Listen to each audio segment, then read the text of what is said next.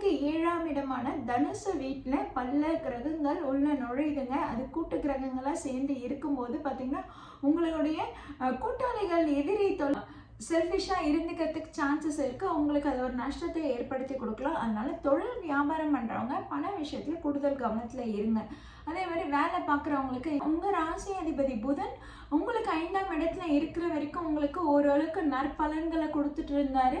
அவர் இந்த மாதம் உங்களுக்கு 6ஆம் இடத்துல மறைவு ஸ்தானத்தில் பெறும்போது படிக்கும் மாணவர்களுக்கு இந்த மாதம் எப்படி இருக்கும்னா உங்களுக்கு சரியான கைட்லைன்ஸ்லாம் கிடைக்கும். படிப்பீங்க, இருந்தாலும் ஒரு குழப்பம் இருந்துகிட்டே இருக்கும். இருந்தாலும் உங்களுக்கு ஒரு பயம் இருந்துகிட்டே இருக்கும். நம்ம மிஸ் அண்டர்ஸ்டாண்டிங்ஸ் ஏற்படும். கண்டிப்பாக இத்தனை நல்லா போயிட்டுருக்கோம். கடந்த 2 மாதம் உங்களுக்கு ரொம்பவே நல்லா போயிட்டுருக்கோம். பட் இந்த மாதம் பார்த்தீங்கன்னா பர்டிகுலராக இந்த மாதத்தில் உங்களுக்கு தேவையில்லாத மிஸ் மீனாட்சி ஜோதிட நேயர்கள் அனைவருக்கும் வணக்கம். ஆத்ம நமஸ்தே. நம்ம ஒவ்வொரு மாதமும் ராசி பலன்கள் பார்த்துட்டு வரோம். கடந்த ஓராண்டு காலமாக என்னுடைய ராசி பலன்கள் துல்லியமாக இருக்குன்னு எனக்கு பல பேர் எனக்கு மெசேஜ் அனுப்பிட்டுருக்கீங்க, கால் பண்ணி ப்ரெடிக்ஷன் கேட்டுட்ருக்கீங்க. உங்கள் எல்லாருக்கும் என்னுடைய மனமார்ந்த நன்றி. அதே மாதிரி இந்த மாதமும் சில முக்கிய கிரகங்களோட நிகழ்வு மாற்றம் ஏற்பட்டிருக்கிறதுனால ஒவ்வொருத்தருக்கும் ஒவ்வொரு நிகழ்வுகள் நடைபெறும். அது எந்த ராசிக்கு எந்த மாதிரியான பலன்கள் கொடுக்க போகுதுன்னு தான் பார்க்க போகிறோம். அந்த வகையில் மிதுன ராசினருக்கு இந்த டிசம்பர் மாதத்தில் நிறையவே மாற்றங்கள் இருக்குங்க. அதாவது மிதுன ராசினர் இந்த ஆண்டு முழுவதுமே வேலையில் ஒரு மாற்றம் இருக்காதுன்னு எதிர்பார்த்து காத்துட்டு இருந்தீங்க. அவங்களுக்குலாம் இந்த அக்டோபர் மாதத்தில் மாற்றம் ஏற்பட்டிருக்கும். இல்லை அக்டோபர் மாதத்தில் உங்களுக்கு புது வேலை கிடைச்சி ஜனவரியில் நீங்கள் ஜாயின் பண்ணுற மாதிரியான அமைப்பாக கூட இருந்திருக்கும். இப்போ இந்த மாதம் உங்களுக்கு எப்படி இருக்க போகுதுன்னா கொஞ்சம் ஸ்ட்ரெஸ் அதிகமாக தான் இருக்கும்.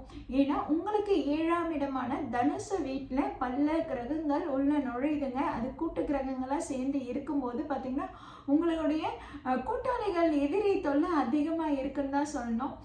கூட்டாளிகளே உங்களுக்கு எதிரியாக மாறலாம். கூட்டாளிகளோடு நீங்கள் கொஞ்சம் விட்டு கொடுத்து போகிறது தான் நல்லது. உங்கள் ஃப்ரெண்ட்ஸ் அண்டு பார்ட்னர்ஷிப் கிட்ட கொஞ்சம் கவனமாக இருந்துக்கோங்க. அவங்க உங்களுக்கு வேலைகளை அதிகமாக ஏற்படுத்தி கொடுத்துருவாங்க. தேவையில்லாத ஸ்ட்ரெஸ்ஸை நீங்கள் ஏற்படுத்திக்கிற காலகட்டமாக தான் இருக்குது. ஃபஸ்ட்டு திங், வேலை தொழில் இதெல்லாம் எப்படி இருக்க போகுதுன்னா தொழிலில் கண்டிப்பாக புதுசாக நீங்கள் இன்வெஸ்ட் பண்ணுவீங்க. இத்தனை நாள் நீங்கள் பண்ணிட்டு இருந்த தொழிலோட ஒரு பரிமாற்றமாக தான் இந்த மாதம் இருக்கும். கண்டிப்பாக புது முயற்சிகளும் எடுப்பீங்க. அதற்கான செலவுகளும் அதிகமாக இருக்கும். அந்த செலவுகளை நீங்கள் பட்ஜெட்குள்ளே கொண்டு வர ட்ரை பண்ணுங்கள். ஏன்னா உங்களுக்கு 12க்கும் 5க்கும் அதிபதியான சுக்கிரன் 7ஆம் இடத்துல நுழைகிறாருன்னும் போது பார்ட்னர்ஷிப்பு கொஞ்சம் செலவு விஷயத்துலையும் பண விஷயத்துலையும் கொஞ்சம் செல்ஃபிஷாக இருந்துக்கிறதுக்கு சான்சஸ் இருக்குது. உங்களுக்கு அது ஒரு நஷ்டத்தை ஏற்படுத்தி கொடுக்கலாம். அதனால தொழில் வியாபாரம் பண்ணுறவங்க பண விஷயத்தில் கூடுதல் கவனத்தில் இருங்க. அதே மாதிரி வேலை பார்க்குறவங்களுக்கு இந்த மாதம் எப்படி இருக்க போகுதுன்னா அதாவது சனி உங்களுக்கு 10ஆம் இடத்துல இத்தனை காலகட்டமாக வக்ர கதியில் இருந்தார். இப்போ வக்ர நிவர்த்தி அடைஞ்சிட்டாரு. உங்களுக்கு வேலை டக்குன்னு வேலை ஆரம்பிக்கும். கடந்த 4 மாதமாக உங்களுக்கு எந்த ஒரு வேலையுமே சட்டன் முடியாமல் அது ஒரு தேங்கிய நிலையிலே மந்தமாக தான் செயல்பட்டு இருக்கும். அந்த வேலையை எப்படா முடிப்போன்னு நீங்களும் உங்களை கேட்டுப்பீங்க, உங்களுடைய உயர் அதிகாரிகளும் உங்களை கேட்டுப்பாங்க. அந்த மாதிரி தான் இந்த கடந்த 4 மாதமும் போயிருக்கும். இப்போ வேலை டக்குன்னு முடியும். அதே மாதிரி பார்த்தீங்கன்னா குரு உங்களுக்கு 2ஆம் இடத்துல அதிசாரமாக பயிற்சி அடைந்தார். அதில் தான் பல பேருக்கு பல மாற்றங்கள் நல்ல முன்னேற்றங்களாக இருந்திருக்கும். இப்போ திரும்பவும் வக்ரகதியை அடைந்து குரு மிதுன ராசிக்கே வராருன்னும் போது பார்த்தீங்கன்னா திரும்பவும் உங்களுக்கு அலைச்சல் வருது. திரும்பவும் உங்களுக்கு ஸ்ட்ரெஸ் அதிகமாகுது. உங்களுக்கு வேலையில் ஒரு ப்ரெஷர் அதிகமாகவே தாங்க இருக்கும். எப்படா இந்த கம்பெனியை விட்டு போவோம், எப்படா இந்த கம்பெனியில் நம்ம நல்ல பேர் எடுப்போம் அப்படின்ற மாதிரி காலகட்டமாக தான் இருக்கும். இந்த மாதம் கொஞ்சம் ஸ்ட்ரெஸ் அதிகமாக தான் இருக்கும். ஓவர் திங்க் பண்ணாதீங்க. ஓவர் திங்க் பண்ணி ஸ்ட்ரெஸ் அதிகமாக எடுத்துக்காதீங்க. அதே மாதிரி பார்த்தீங்கன்னா உங்கள் ராசி அதிபதி புதன் உங்களுக்கு 5ஆம் இடத்துல இருக்கிற வரைக்கும் உங்களுக்கு ஓரளவுக்கு நற்பலன்களை கொடுத்துட்டு இருந்தார். அவர் இந்த மாதம் உங்களுக்கு 6ஆம் இடத்துல மறைவு ஸ்தானத்தில் பெறும்போது பார்த்தீங்கன்னா உங்களுடைய அந்த கம்பீரமும் அந்த கௌரவமும் கொஞ்சம் கீழே இறங்கும். நீங்கள் இத்தனை நாள் பார்த்தீங்கன்னா கொஞ்சம் ஃப்ரீ இதுவாக நீங்கள் செயல்பட்டிருப்பீங்க. எல்லாத்தையும் ரொம்ப ஈஸியாக டேக் இட் கிராண்டட் மாதிரி நீங்கள் ரொம்ப அழகாக வேலை பார்த்துட்டு இருப்பீங்க. இப்போ திரும்பவும் மற்றவங்களோட கட்டளையில் நீங்கள் வேலை மற்றவங்க கொடுக்குற அந்த ஆர்டரை எடுத்து தான் நீங்கள் வேலை பார்க்குற மாதிரி இருக்கும். உங்களால் இப்போ ஃப்ரீயாக வேலை பார்க்க முடியாது. இந்த மாதம் பார்த்தீங்கன்னா மற்றவங்க என்ன சொல்லுவாங்களோ ஏது சொல்லுவாங்களோ அதுக்கு இம்பார்ட்டன்ஸ் கொடுத்து தான் ஆகணுன்ற மாதிரி தான் இருக்கும். இருக்கும். ஸோ இந்த வேலையும் சரி தொழிலும் சரி இந்த இடத்துல மிதுன ராசினருக்கு கொஞ்சம் ஸ்ட்ரெஸ் அதிகமாக தான் இருக்கும். அதே நேரத்தில் தொழில் வியாபாரம் பண்ணுறவங்க கூடுதல் விழிப்புணர்வோடு தான் இருக்கணும். ஏன்னா உங்களுக்கு 7ஆம் இடத்துல தான் பல கிரகங்களோட கூட்டணி இருக்குது. அப்போது நீங்கள் வந்து தொழில் வியாபாரத்தில் ஏதாவது இன்வெஸ்ட் பண்ணுறீங்க, அதுவும் இல்லாமல் உங்களுடைய ராசி அதிபதி புதன் மறைவு ஸ்தானத்தில் இருக்கிறாரு. உங்களுக்கு 12க்கு மற்றும் 5 அதிபதியான சுக்கிரன் உங்களுக்கு 7ஆம் இடத்துல இருக்கிறாருன்னும் போது பண பரிமாற்றத்தில் கவனமாக இருக்கணும். அதில் உங்களுக்கு ஒரு ஏமாற்றம் நிகழ வாய்ப்பு இருக்குது. அதே மாதிரி பார்த்திங்கன்னா உங்களுக்கு தெரியாமல் உங்கள் கூட இருக்கிறவங்களே உங்களுக்கு தெரியாமல் சில செயல்களில் ஈடுபடுறதுக்கான வாய்ப்புகள் அதிகமாக இருக்குது. அதனால் கூடுதல் விழிப்புணர்வோடு இருங்க. படிக்கும் மாணவர்களுக்கு இந்த மாதம் எப்படி இருக்கும்னா உங்களுக்கு சரியான கைட்லைன்ஸ்லாம் கிடைக்கும், படிப்பீங்க. இருந்தாலும் ஒரு குழப்பம் இருந்துகிட்டே இருக்கும். இருந்தாலும் வந்து உங்களுக்கு ஒரு பயம் இருந்துகிட்டே இருக்கும். நம்ம படித்ததெல்லாம் எக்ஸாமுக்கு வந்துடுமா, நம்ம அங்கே போய் எக்ஸாமில் போய் மறந்துட்டோன்னா என்ன பண்ணுறது, அந்த மாதிரியான குழப்பம் இருந்துகிட்டே இருக்கும்.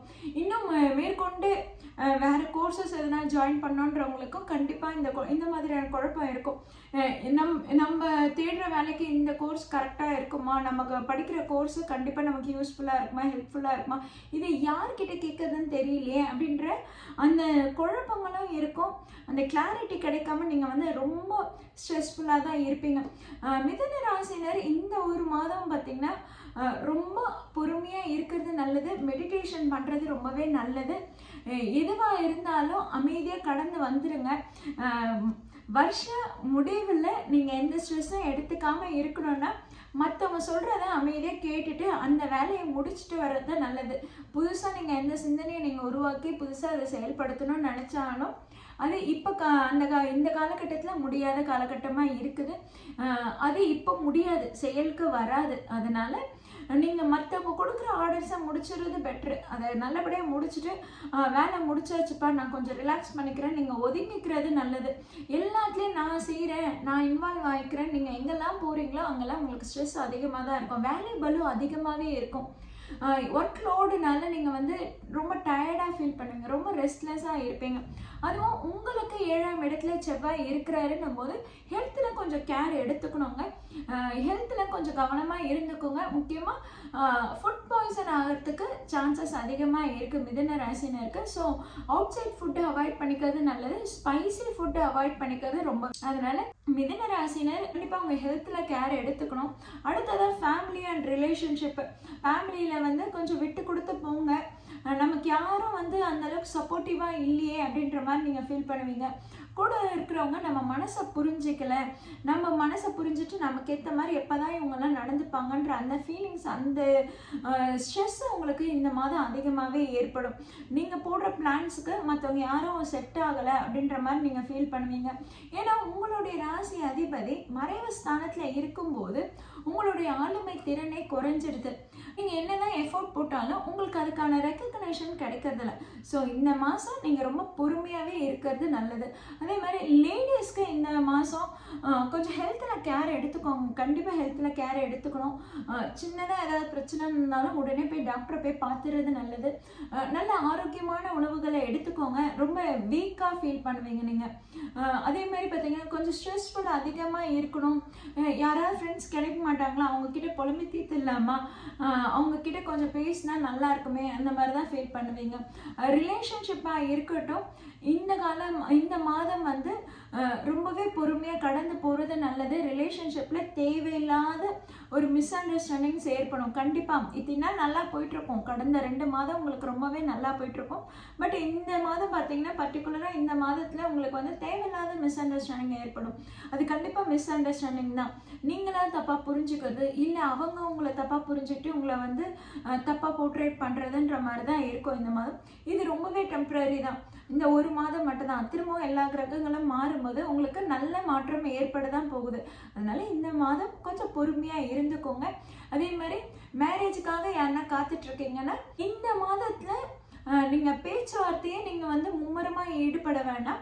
உங்களுக்கு ரொம்பவே பிடிச்சிருக்குனாலும் ஹோல்ட் ஆன் பண்ணுங்க. இந்த ஒரு மாதத்தை கடந்து நீங்கள் ஜனவரி மாதம் அதை நீங்கள் பேசி முடிக்கிறது உங்களுக்கு ரொம்பவே பெட்டராக இருக்கும். ஏன்னா இந்த மாதம் எந்த கிரகங்களும் உங்களுக்கு சாதகமாக இருக்காது. மோஸ்ட்லி உங்களுக்கு பிடிச்ச மாதிரியான வரன் வராது.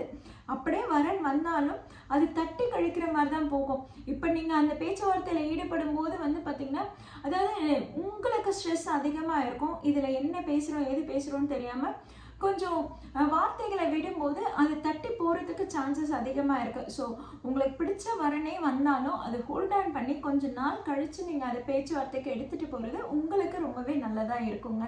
ஸோ மிதுன ராசினர் இந்த மாதம் கூடுதல் விழிப்புணர்வாக இருந்துட்டிங்கன்னா ஸ்ட்ரெஸ்ஸை குறைச்சிக்கலாம்.